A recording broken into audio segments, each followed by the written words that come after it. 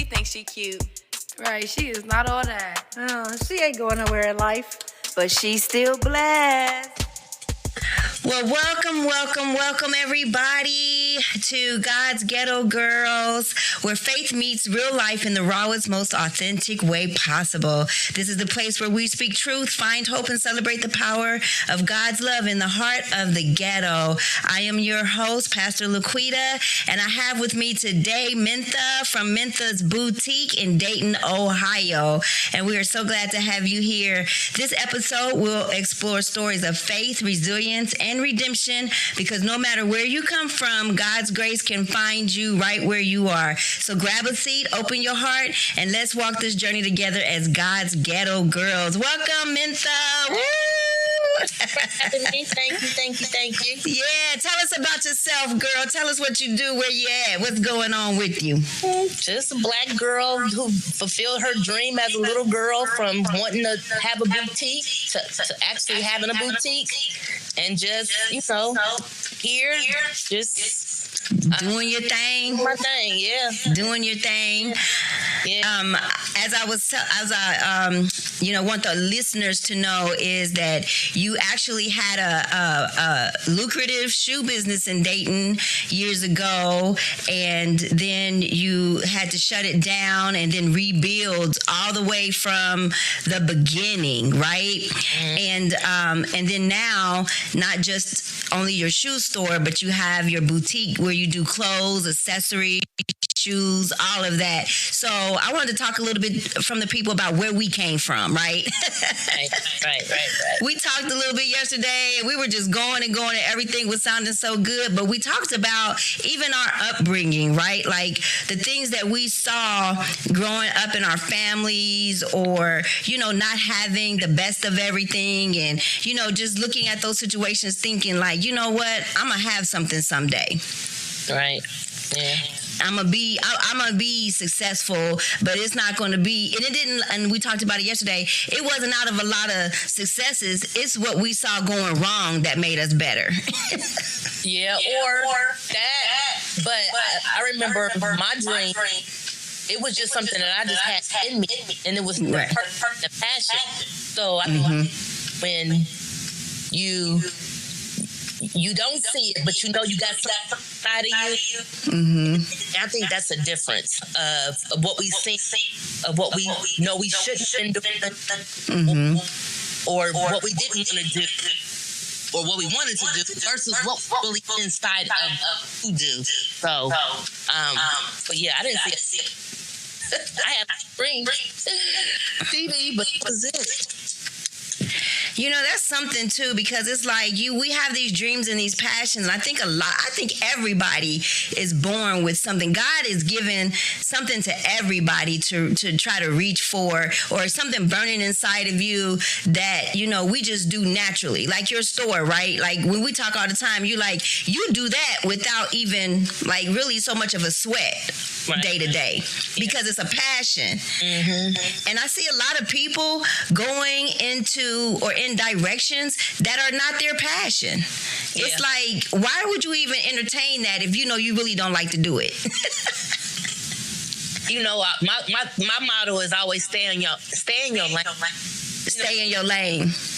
Because even though I'm in retail, it really don't mean I'm gonna go back into. Well, I did have a kids store, but I knew after I had to close it and start again, it was going to be where I was going to be at again. So sometimes we got to through the trials and tribulations, but just know where you're supposed to be, versus see or think that's what you want to do.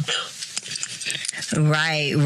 And then, so even being from, like I said, I don't know about you. I know I always think about myself and the trials and tribulations that I had to go through. And, the people that played a part in that, like reaching back for women or young girls and helping them, because, I probably can think of one or two or three people that may have helped me, but at the end of the day, I still needed that ladder out. We talked about that yesterday, like getting a ladder out of the ghetto to be able to just, make something happen, because it's like you can think about it all day, but you eventually are going to need somebody for something. And I think this generation, or even people, think that they don't need anybody. They feel like I can do it by myself. And really, to get to your level of your success, you had to have some relationships. Yeah. But you know what? It's crazy when you say that, and I'm keeping it 100. I didn't have anybody who I could talk to. I went to different stores and just seen what I could do, but I didn't have a mentor when it came to this business. I didn't have anybody. I bumped my head thousands of times, lost a lot. I wish I would have had a mentor that told me how to do it in the same city. It's different when you're in the same city, and sometimes you get a mentor, sometimes you won't, because our generation, I'm not going to say the young ones now, but it was always competition. But I didn't have a mentor, and I wish I would have, because it was many of the days that I needed somebody who walked in my shoes, not with some girl. If I had a school, I would do it this way. Well, I got a school, and I need to know how to, and I didn't have that. Oh, wow. That's why it's even more important for us who call ourselves arrived to reach back or make ourselves available. I mean, I think there is a lot more mentorship going on now than there was when we was coming up, right? Oh, yeah. Like you said, everybody was like, well, they wasn't willing to share the secret. They didn't want to give you the secret recipe because it looked like competition. Mm-hmm. And so I had said this episode is half holy, half hood, meaning that, yes, I'm a God-fearing woman. We are God-fearing women, but there's a side of me that I think we talked about it yesterday, that people don't want her to come out, right? Because her will get you together, and her sometimes steps up when it's like we're too afraid to speak up, or we're afraid to, express ourselves, and she has to show up and be like, wait a minute, you're not saying this correctly, or you need to say it like this because they're not hearing you.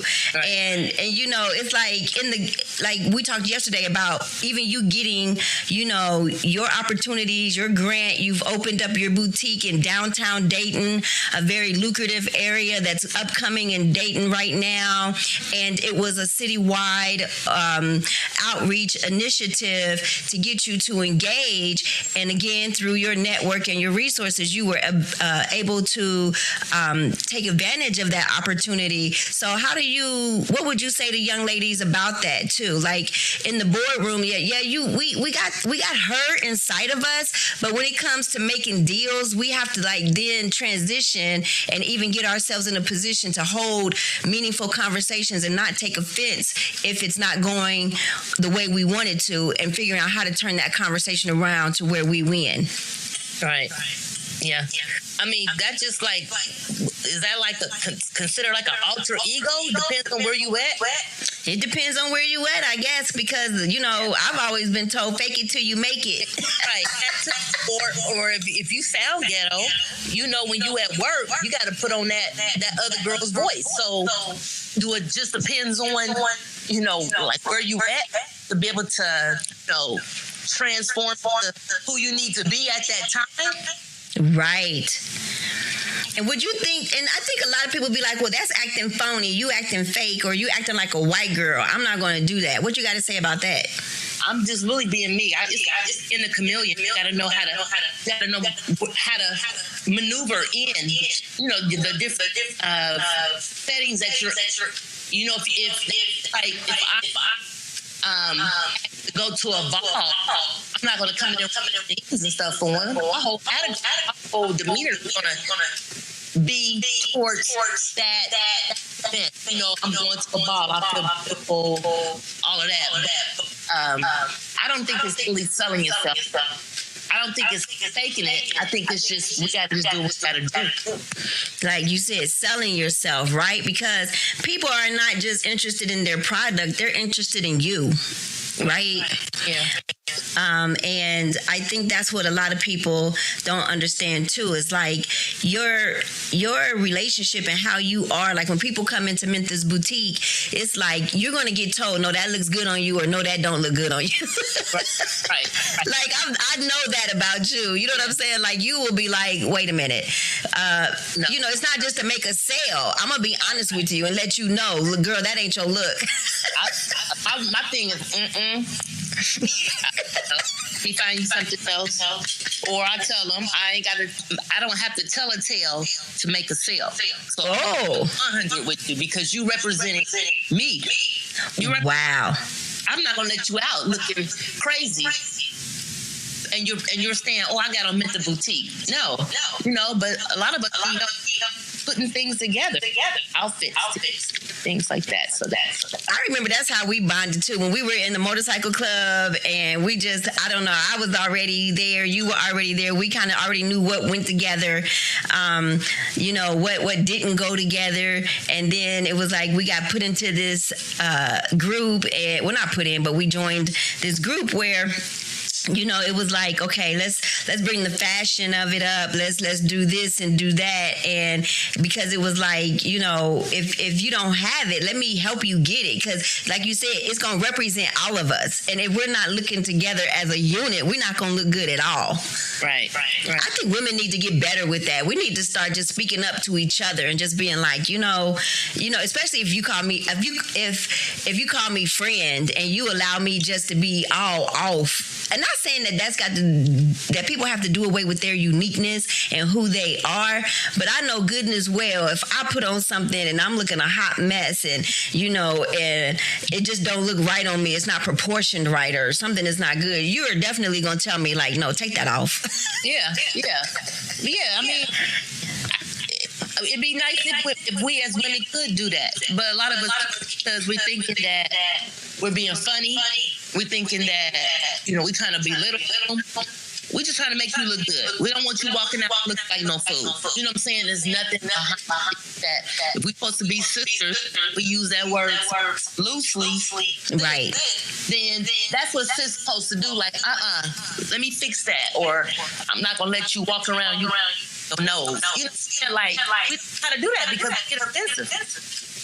Thinking like, oh, who she is trying to tell me because we grown.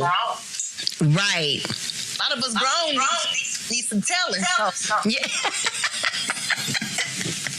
Need some telling. And that's the same thing. I think it's the same thing in, the corporate, in the boardroom too, because it's like, you don't have to say it right there, but I know it's a touchy subject because, you don't want to offend anybody, but I don't see anything wrong with pulling somebody to the side after a meeting and saying, sis, let me just, especially if we're a little older and we have the younger ladies coming into corporate America where, I don't know. There's this shift going on with, working from home and then, taking that in-home appearance into the boardroom. You know what I'm saying? Like, you really showed up in some house shoes, like... Yeah. Yep. You really showed up in a tank top and a sweater, like you just got out the bed, like, and it's like, we still need to present ourselves that people take us seriously. Nobody is going to invest $500,000 in you to open up a business and you show up at the loan meeting looking like you just rolled out of the bed. Mm-hmm. I don't know. I try not to be judgmental, but then it's like, you gotta say something at some point, and I don't know. It's just a whole little like thing I have, especially, as I don't know if it's just because I'm maturing and I'm looking around, but I think you gotta be responsible with your maturity. Like you have to know when, as a mature person, an appropriate time and way to speak to others. And I think a lot of us lack the communication skills to do that without being hurtful. Mm-hmm. Yeah. And it's like, because I worked in an office. I worked in a legal office in Orlando, Florida, and I was dressing professional the way that I thought that professional was. My dress was a little low, I will admit, but I had a blazer over it, but it was so hot in the office that I had took my jacket off and my shoulders were out. And instead of having a real conversation with me, the lady in the office just was very she just came down on me, hurt my feelings to where I left and literally did not go back. Yeah, because I think back then it was different. It was the elders, it was the older ladies, the older girls who told us, girl, nah. I think they just kind of kept it real. This is how a lady's supposed to be. We were rockers, we were slips. And if our mamas didn't tell us, somebody else told us. And it was really out of negative, but it was just their way of expressing, especially when they seen it and they looking like, wait a minute. You can't come like this. And I think it was, I don't know, it's how they were back then. And we respected that, though. Now, if you go and tell them now, they're going to be like, girl, who you trying to tell me how to dress? Right. It's like a hot mess. You know what I'm saying? Who are you? Because it's the respect back then. We took the advice from someone who was older than us because we felt like they knew more than us. Because they've been there. Now, that 20-year-olds, our kids, thinking they could tell us how we did it 20 years ago, and you ain't even did it. Right. You can't tell them nothing. You can't. No. You can't. People's feelings the feelings get too involved now. And it's really you trying to look out. And I had that instance, I had told you what happened, when I went down to my family reunion. And, the whole thing with me and this young adult was that, you can't nobody say nothing around you, and can't nobody this and that. And I'm thinking, yes, that's right. You just can't say and do anything around me. You know what I mean? I didn't do it when my elders were around. I had respect for my elders when they were around. And then this whole thing, well, you have to give respect to get respect. And it's well, first of all, we're not even in the same arena around each other to be talking about me respecting you. I respect you as a person, as a human being, and definitely would never intentionally disrespect, but I'm not going to come in just totally being what you're doing is acceptable, and because I have to accept it, right? If I don't do those things and I'm not engaging in those things, I'll just leave. I'm not going to stand there and be okay, let me respect her and her thoughts and this and that, and just let you blow weed in my face and talk to me crazy and be all like this. No, we're not doing that, right?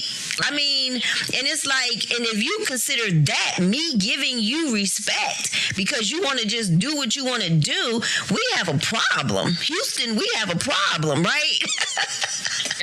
Yeah. Because I know my own children don't do that, let alone, and I try to teach them how to respect elders, but you're just going to have those people, like you said, if you say something to them, boy, they ready to jump off. I see young ladies with their children in the store cussing them out, and I just want to be please don't talk to that baby like that. But you almost are going to have to position yourself to maybe get into a fight.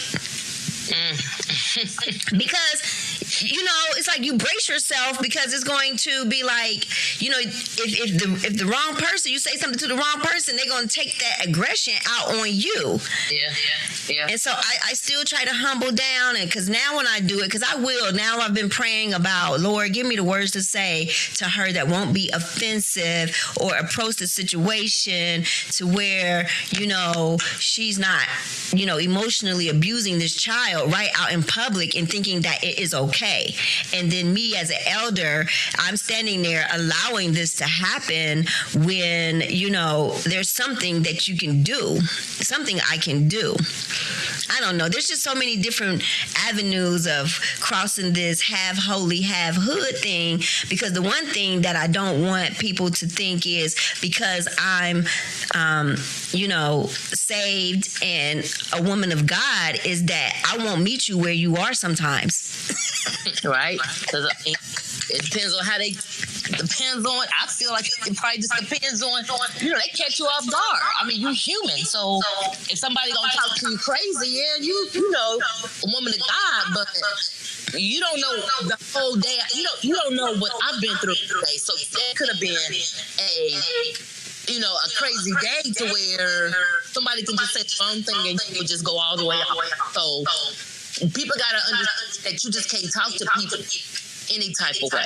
No. And we all need to self-evaluate. Right, because we all going through something. Right. Going through something. Now, some people, they tell all they did. They want you to feel, sorry, or that's an excuse for their behavior.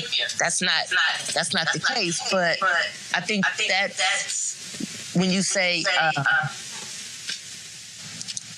I can't get my thoughts right. The respect part, it just come with, you got to give respect to get respect. And that's right. You have to respect the person first for being an elder. Right. That comes with our mamas back then. Come on. Right. I wish, get out of grown people's business. Right. Shit, get out of grown people's business.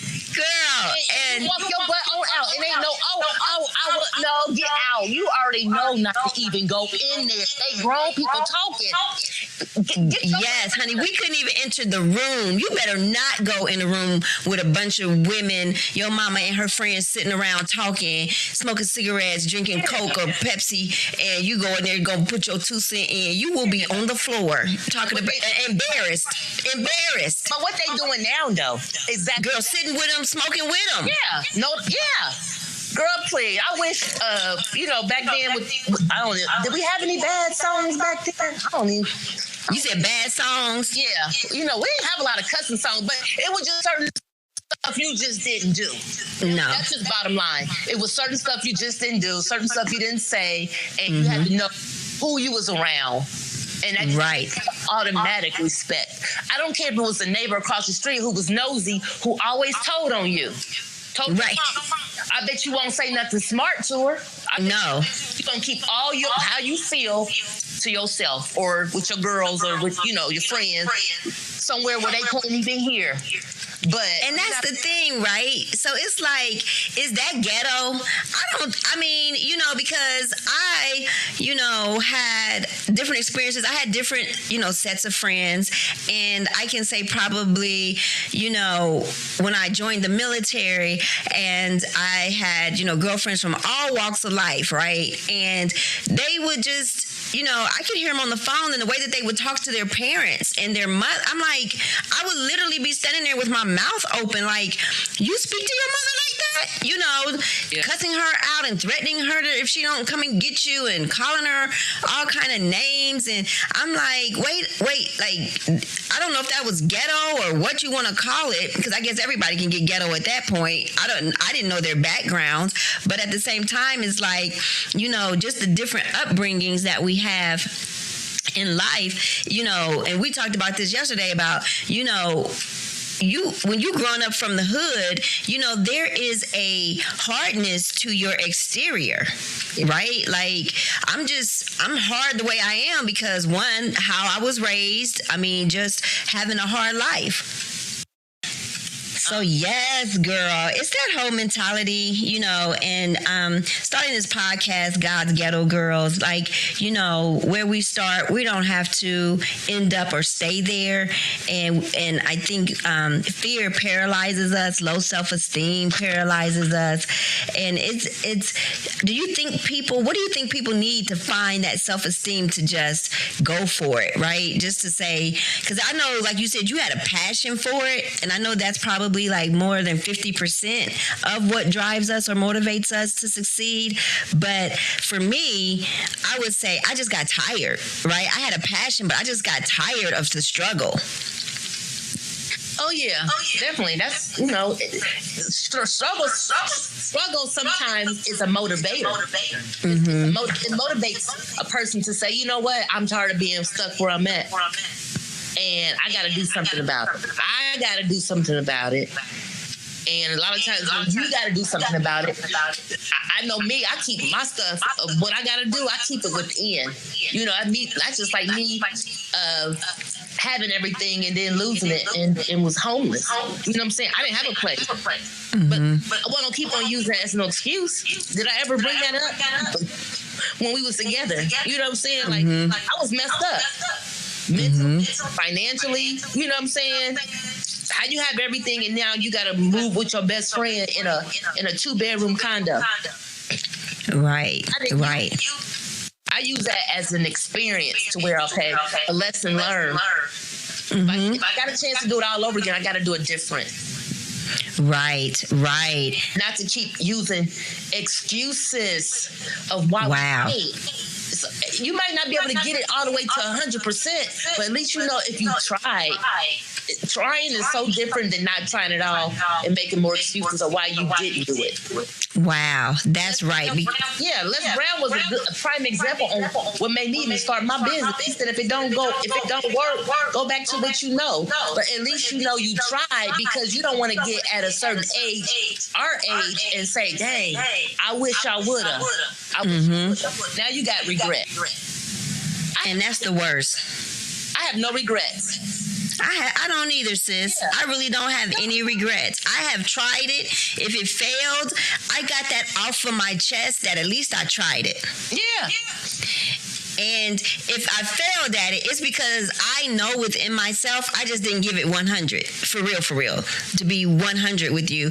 I just know that I just didn't really give it. Like, I could have, I'm just talking about like some business. Like me with my boutique or whatever. I could still go back to that. I could still do it. And the reason why it's not where it was is because I just don't have the time for it. It's not my passion for it. It was a hobby of mine, right? So, because I love clothes and fashion, always have, but it was just, for me, it was a hobby. It wasn't that thing that burns in me like something like this is. Like what I'm doing now, this is the passion and burning and having an outlet or a resource or a tool for people to grow and to understand everyone's perspective, and let's come to a common place and have these different discussions, because everybody's experience, I can have 100 women on here in 1 month and everybody's going to have different experiences. Yeah. But there's somebody out there who's going to be able to connect to that experience. And like you said, if you lost everything, somebody out there is like, how do I build back? Where do I even start? Where do they start, Special? First of all, start with not giving up your faith and keeping God right there through it all. Because that's what I did. And so I had a journal. I just wrote stuff down, my thoughts, because I used to always keep my thoughts to myself, but I needed to express myself to myself. Started thing down, started, kind of like really looking at what went wrong. But then after that, I stopped asking people for their advice on something that they didn't have the passion for like I did. Wow. No, I just did it. Like, I did it. Even when I did my boutique. I was working at Right Path for 10 years and I left. I would have asked you, who was working at Right Path too, the first thing you might say was like, girl, you gonna do what? You got a job. You get a paycheck every 2 weeks. Yep, you're right. That's why when I did that, I prayed and I asked God, give me the sign for me to do this. And I asked my mom. It was 2 people who I asked. I asked people, and I stopped asking people for their advices, because they're only going to tell you what they think they know. And a lot of times you ask for an opinion, they might just want to give you something, the wrong advice, just to see if it's going to bite. When they say, do you? Do you? We start worrying about what somebody gonna say. So who to say that I knew that your business failed? Right. You would have never told me. Right. We so worried about what people gotta say, and I know. you ain't even did nothing. And that's the part right there. That part. All the critics are sitting on the sideline. Yeah. And what I used to say was, you have time to criticize because you ain't doing nothing. Nah, you ain't doing nothing, baby. Because if you was busy, if you was on your mark, if you was doing what needed to be done, honey, you would be so busy getting that in order that what somebody else is doing would not even be like on your radar as far as like, you know, really trying to get into if they saying something, you trying to figure it out for them. No, you doing your own thing and you got something, you know, that you need to produce. I used to, you know, we say this at work. Where's your product? Right. And I used to say that in the streets when I was way back young. Like, where's your product? Because if it ain't making money, it ain't making sense to me. Right. And all this talking and gossiping and useless conversation, girl, you know me, I hate to gossip. I don't even, people be trying to gossip, I be walking away like, no, stop that. I don't want to hear it. I don't want to hear it. I don't have time for it. You know, like somebody else's business, I'm like, you know, if they down and out, you know, because I want done for me what I hopefully do for other people. I know it don't always happen, but I want it to be done, respected. Like, you know what? I like people who, you know, I like being around people I know gonna speak good of me when my back is turned. Say that. Yeah. That's when right. my back is turned. Or know that they better not say nothing crazy. Period. Or they gonna get looked at crazy before I really open my mouth and say something crazy. Because it's like, I know you just tried it with me with her, right? But they should already know. If they know the type of person you are and know that relationship that we got, they better not even come near. No. Don't even, because you about to get crushed. Your feelings and everything, because now you about to talk about my homegirl. Right. You can't do that, because all y'all trying to do, really, for real, is trying to see what I'm gonna say. So right. When you go back, you don't go back to what you said. You go back to what I said. You know what I'm saying? You know, one side to a story or whatever like that. But yeah, two sides to every story, and people just make up the middle part of it. They making stuff up. They add into the story to make it more interesting so that they can pull, because that's the one thing that we know too, right? People will pull others in to hate on you. Girl. And then I posted something today, and it was just like, you know what? Imagine what the post said was, imagine you not liking me and you don't even know me. Right. You done already formed a judgment and you have never met me. That's my whole story. You say, well, people don't like you, they don't even know you. Because this is one thing I have people say. Shame on you. What I hear people say is like, yeah, so-and-so said they know you. And I be like, who? Yeah. And, you know, they're like, yeah, Cutie Pie, they said they know you. Or, yeah, Quita, they said they know you. And I'm like, I have no idea whom in the world you are talking about. But if they say they know, it's a difference between knowing of me and then knowing me. Right. You don't know me, you know of me. You don't know about me, because anything that's like more than a day old was in the past. So that's really not knowing me. You know? It's interesting out here, this whole, you know, and then it's like, you know, like I said, we was talking yesterday about these labels. You get labeled ghetto because you speak your mind. But one thing I can say about you and that I love the most is that you have never changed. That it has been what it's been. You haven't like one day this, one day that. You are who you are across the board, right? It's like authentic. You're gonna tell the truth. You're gonna say what it is. If you don't like somebody, you'll let them know I don't like you. I don't think I'm gonna say it like that. But no, you don't say it like that. You just call people. I have seen you call people out on the real though. For real. Her has showed up quite a bit. Oh yeah, but shit, that's the ghetto in me. I ain't gonna never forget where I come from. It's the ghetto in me. And that's what I'm saying. Something ain't right. Look. You said smell something ain't right. Smell something ain't right. It's a little fishy right now. No. No. Girl, don't say that. We ain't gonna talk about no fish right now, because that was a sore subject back then too, huh? Oh. But that's just keeping it. That's just keeping it real. And Yeah. they say real, recognize real, because everybody ain't real. When real recognize real, Woo! it's real. It's not even about that's just like me and you.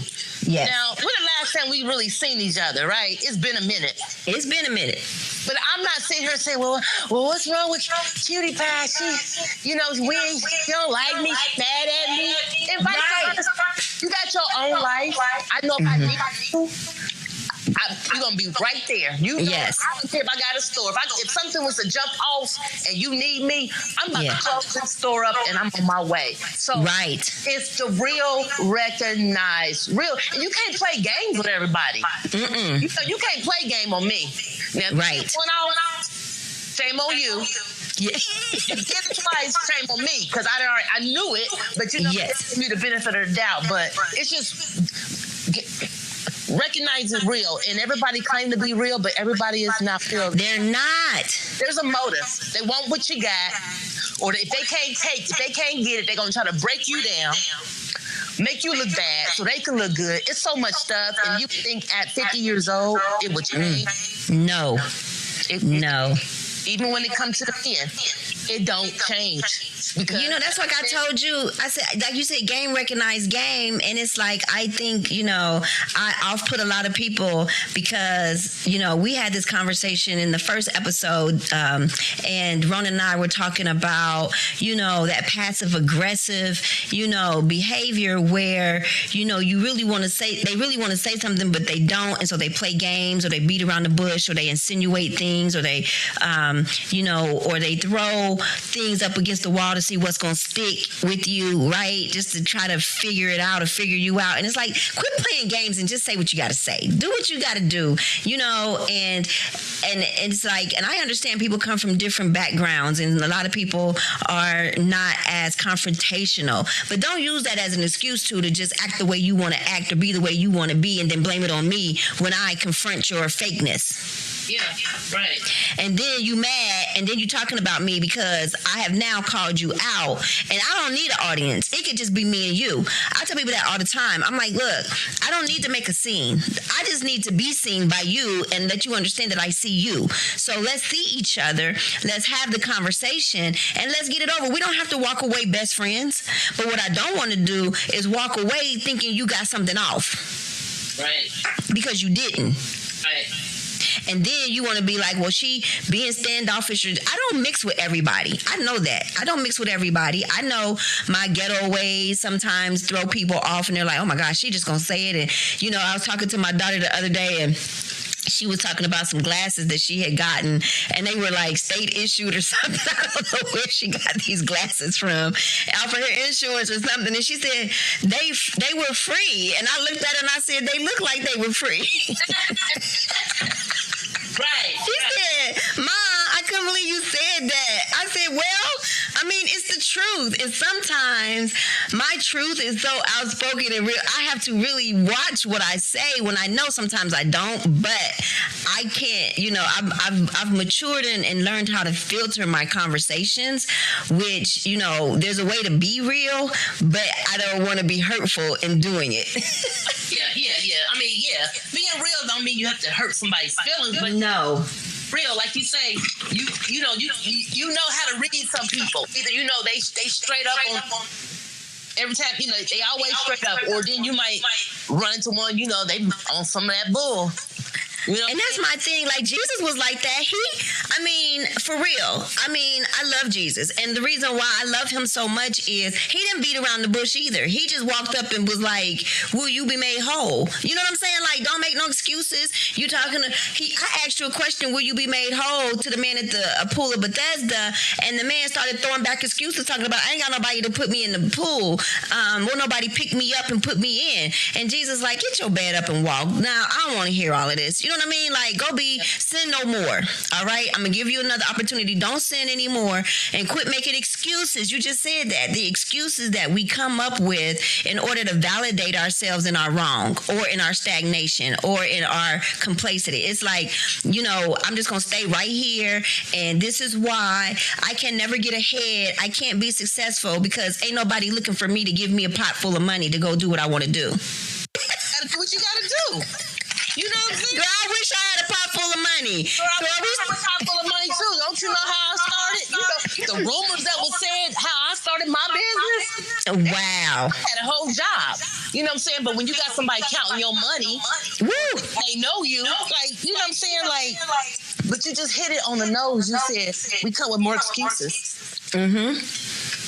Because excuses means that I'm really trying to not work as hard as what it takes to be that person. Like, you have to see yourself as that successful person. You have to see that woman. The woman that I am now, 10 years ago, I envisioned her. I envisioned her whole. I envisioned her happily married. I envisioned her with the businesses that I have now, the passions that I do, the things that I want. I had to stand back, even though I didn't know how I was going to get to her. I just knew that I had to get to her, right? The little girl in me had to grow up to be her, and I had to look at myself and say, what do I need to do to grow up? First, I got to get in partnership with Jesus. That's what I know I need to do, because I done tried to do it on my own. That didn't work. Lord, you got to help me. And when they talk about Jesus take the wheel, I gave him the deed to the car, the title to the car here. Like, please. I kept running off the road. You know that. I got stuck 10 years in a motorcycle club. I was a little girl. I didn't see myself. I'm not saying it's bad for everybody, and I don't want the bikers to come after me. What's she talking about? Look, I'm talking about my personal experience and when I got stuck. Oh yeah, we get stuck because we thought we was doing something. We got stuck because we thought we was holding it down. We got stuck because sometimes we don't know how and when to let go when it do us no good. And there was no return on investment either. No. What did we get out of that? Let me talk. I didn't get anything out of it other than a few friendships. I met you. That was the best thing out of it for me. And a few friendships that I'm still close with some people now. But at the end of the day, there was no investment into a business. There was no profit from it. I spent more than I ever got back, right? I got into the worst motorcycle accident of my life. Like, it was just steady going down. The longer I was staying and God was trying to tell me to get out, and I kept staying, it was like, Jonah, that boat kept sinking and sinking and sinking, and everybody around me was going to be sinking with it. And when I stepped out, it was like a light came on, like, duh, I was out of the darkness and back into the light. Yeah, I know it was, same here with me. It was a relief. Because at the end of the day, when you look back, you ain't missed nothing. It missed nothing. We ain't missed nothing. But out of 10 years of my life, I missed a lot. I missed relationship with my son that I could have been spending with him, time with him. I probably could have met a decent man in between there, but I kept dealing with knuckleheads and letting them further set me back, right? To where I just didn't care anymore, where it was like, all right, you know what? He'll do. And then, like you said, it was more like the men thing, where when we become so independent and we're doing things ourselves, it was like, okay, I'm done with you. Next. Right. Yeah. Living that lifestyle. And, I look now and I'm like, I'm looking at the transition in the world with the women who are literally acting like men. And they're saying they don't have no choice. They have to do it because the men aren't stepping up. But, thinking being ratchet or being I'm ghetto, and, there's I'm sure measures of it, whatever you want to call it. But the extremity of it now, I just can't latch on to it. Yeah. Because I just, even when I was younger, if you called me a B, we were a man, we was fighting. Oh, yeah. Yeah. Now it's accepted. And it's like, if you don't call me that, then I'm not your girl, or I'm not important to you. And that's crazy to me. Like, you just let anybody talk to you any kind of way and expect that to build you up. You got to go home. There's nothing in this world that tells me that these young ladies who are behaving in this way are literally feeling good at the end of the day about a man treating them less than what they should be treated like, which is a queen, but treating them like they're disposable. And I just want any young lady out there that's listening to that, it's not a judgment. It's just that there is so much more in you.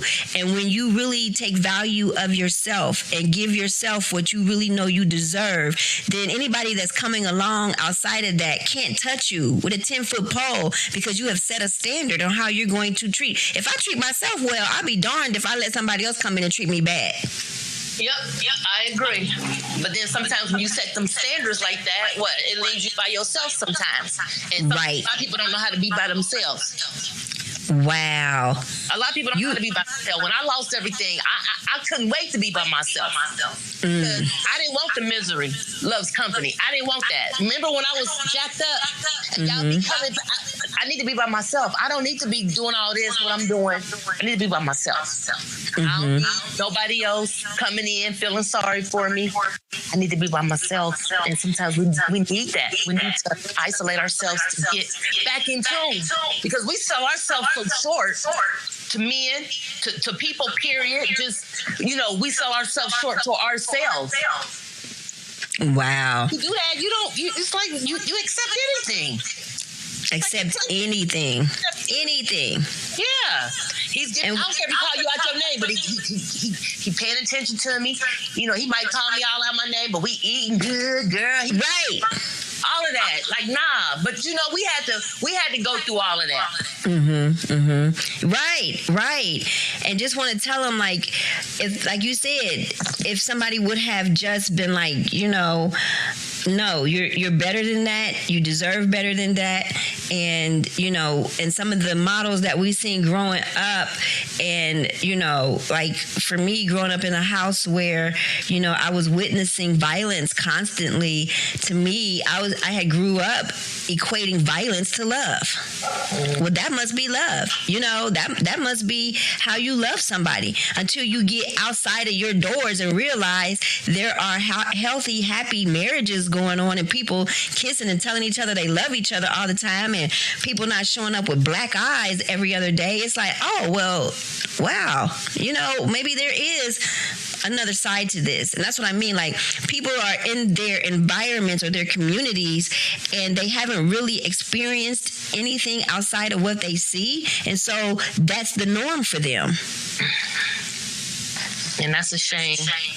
Because how do you take little ghetto girls and teach self-love and not self-hate to where it's not contradicting your spirit against everything what you thought you knew? Because that was my awareness, my awakening. Yeah. And I said that even with my husband, I had to receive his love and his kindness, because my immediate thought was, what he want? What's his angle? What he trying to do? You ain't really got to act like all that. If you trying to hit and this is what it's going to be, then no. I said, because, blah, blah, blah, I ain't there yet. Blah. And that's not even what he was trying to do. You know what I mean? He was really trying to build a friendship, but because I had been burnt so much and have been just, disappointed, I had a guard up. And so when a good man came along, I was like, wait a minute, back up, wait a minute. You tricky. You look tricky. I don't trust you. What's up with that? Tricky. I don't trust. Ghetto girls can get love too, can't we, Mintha? We can get love. Boring. Because I need some excitement. Back then when I was young, I ain't want no boring dude. Like, what? You know what I'm saying?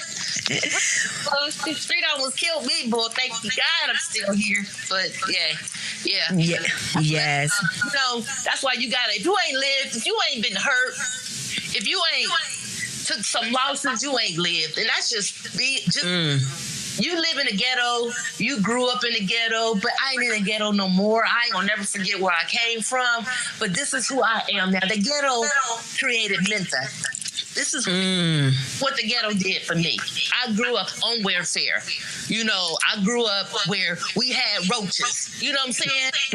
All of that. All of that, girl. All of that. Food stamps. I tell people, I knew what food stamps look like. Girl, I did too, and I couldn't wait to get me $1 so I can buy any candy and give me some money. Some now and laters. Or let me buy some food stamps. But I think the ghetto, it grooms a lot of us. Yes. We had to start from somewhere, and that's just pretty much what it sums up. We had to start from somewhere. If somebody gave us a silver spoon in our mouth right now, and we had to come out and go out into this world, we wouldn't even know what to do. That's what I said. I appreciate the struggle. Because it makes me appreciate what I have now so much more, because I actually had to work for it. Work for it. Say that. And I'm not saying one job. I'm talking several at one time, and go to school and do the things that I needed to do to get to that woman that I've always wanted to be. So thank you, sis. This was good. I loved it. Once again, visit Mintha's Boutique in Dayton, Ohio. If you are in another state or even out of the country, you can go on to minthasboutique.com. She is on Facebook. She's on Instagram. She even has an app. Woohoo! Doing big things. And she does live sales, and the fashion is top tier because it's pieces that when you wear them, people will know you must have got that from Mintha's Boutique, right? This is not and we talked about that when you started your business. The women that the target women that God had for you in your business is what you were going to stick to, and you were going to not break from it no matter what, and it has served you well because you have stayed authentic to yourself. So thank you. We love you, and we hope to have you back again. But hey, have holy,